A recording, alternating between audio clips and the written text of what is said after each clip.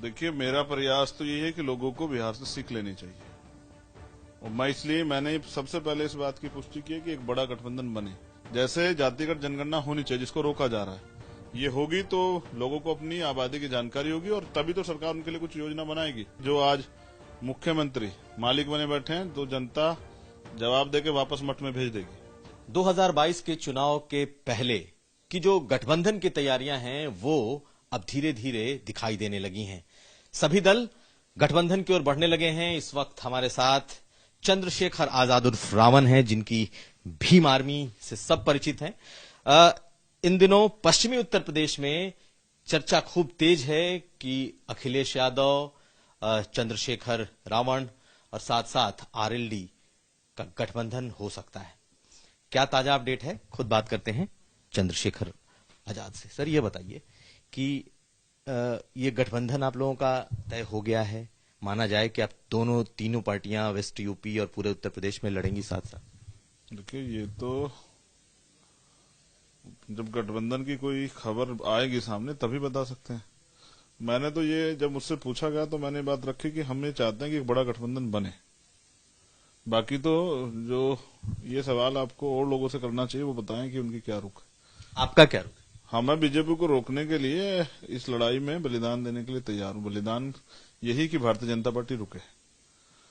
तो अगर कोई सहयोग के लिए इस लड़ाई को आगे बढ़ाने के लिए उत्तर प्रदेश की जनता की परवाह करने के लिए आगे आएगा तो मैं उसका साथ दूंगा।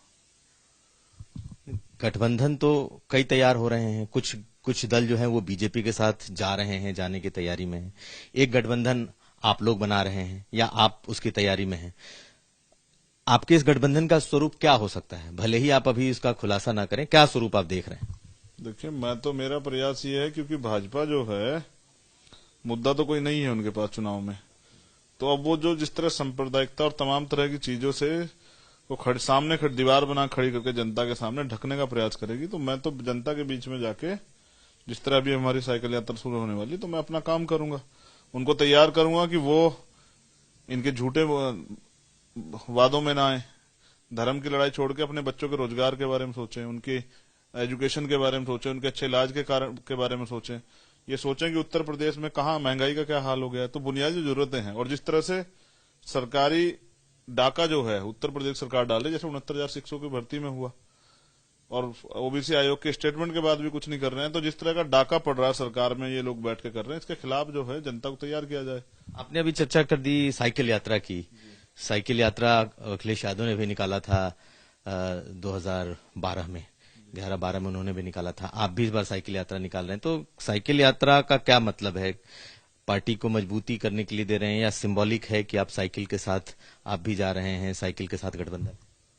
देखिए, साइकिल यात्रा की सीख मुझे जो है वो मान्यवर काशीराम साहब से मिलती है, जिन्होंने एक बार में ही 4200 किलोमीटर की साइकिल यात्रा की थी, कश्मीर से कन्याकुमारी।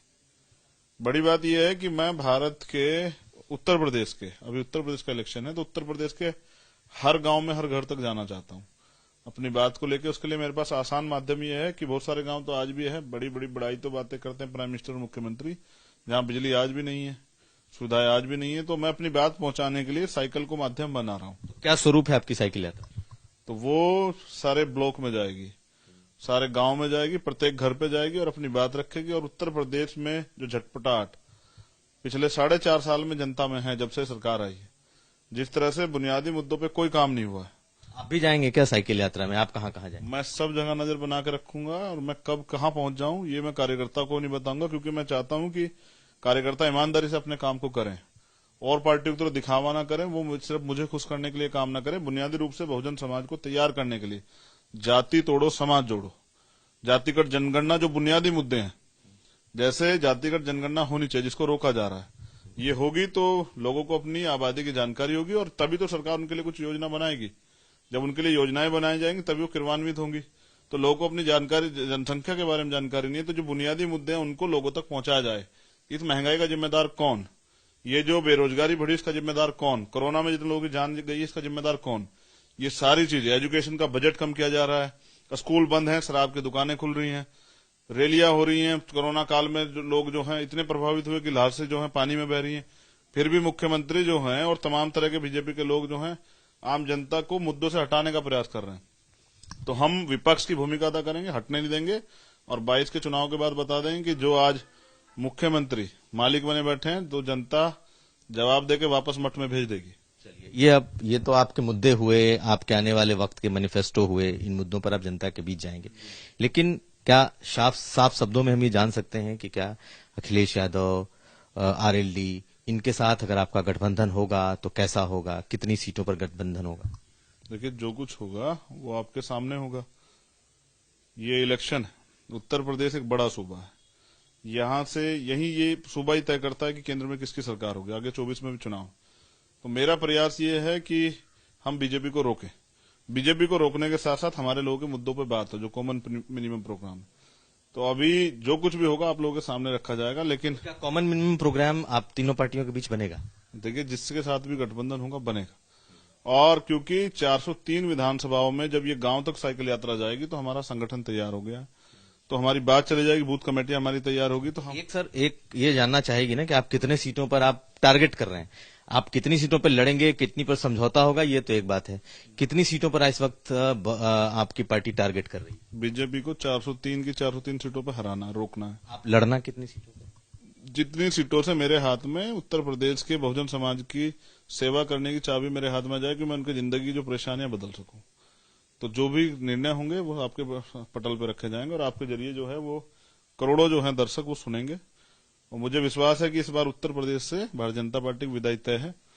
राम के नाम पे घोटाला करने वाले जो हैं लोगों को जनता सबक सिखाएगी। अच्छा, ये बताइए कि अलग अलग गठबंधन हो रहे हैं, भागीदारी मोर्चा एक तरफ तैयार हो रहा है जिसमें ओम प्रकाश राजभर भी हैं, आपसे मिले भी हैं, लगातार मिल भी रहे हैं।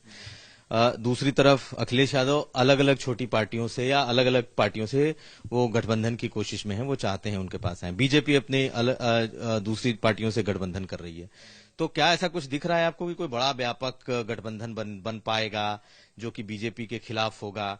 कोई इस तरह का कोई आपको गठबंधन, अम्ब्रेला गठबंधन जैसा बीजेपी के खिलाफ दिख रहा है? देखिए, मेरा प्रयास तो ये है कि लोगों को बिहार से सीख लेनी चाहिए, और मैंने सबसे पहले इस बात की पुष्टि की है कि एक बड़ा गठबंधन बने। क्योंकि भारतीय जनता पार्टी जिस तरह की राजनीति कर रही है और पिछले कुछ समय में जिस तरह की राजनीति की है, जिस उत्तर प्रदेश में उनका टिकट भी पार्टी कोई नहीं लेता था, उत्तर प्रदेश में उनकी पूर्ण बहुमत की सरकार है। तो हमें समझना पड़ेगा कि उत्तर प्रदेश में जिस तरह का जहर घोला गया पिछले 4.5 साल में, उसमें आपसी भाईचारा, प्रेम, जाति तोड़ो समाज जोड़ो, जो साइकिल यात्रा के माध्यम से हम लोगों के बीच में लेके जाएंगे भाईचारा स्थापित करने के लिए, ये नफरत की आग बुझाकर लोग अपने बुनियादी मुद्दों पे जो है आके और अपना हक अधिकार मांगे, तो उसमें मैं चाहूंगा कि एक बड़ा गठबंधन बने। बाकी जो मेरे हाथ में मैं उसको कर रहा हूं। मेरे हाथ में यह है कि 30% दलित समाज की आबादी है उत्तर प्रदेश में, मैं उनको तैयार कर रहा हूं। उनके साथ जो हमारे पिछड़े वर्ग के नेता है, जैसे अभी आपने कहा कि ओम प्रकाश राजभर जी से मुलाकात होती रहती है, भाई हैं, तो उनसे भी मैं जानने का प्रयास करता रहता हूं कि पिछड़े वर्ग के लोग क्या समस्या उनके सामने आती है, जो नौजवान लेके आते हैं, जो गांव के लोग लेके आते हैं, जिन पे हम बुनियादी रूप से काम कर सके।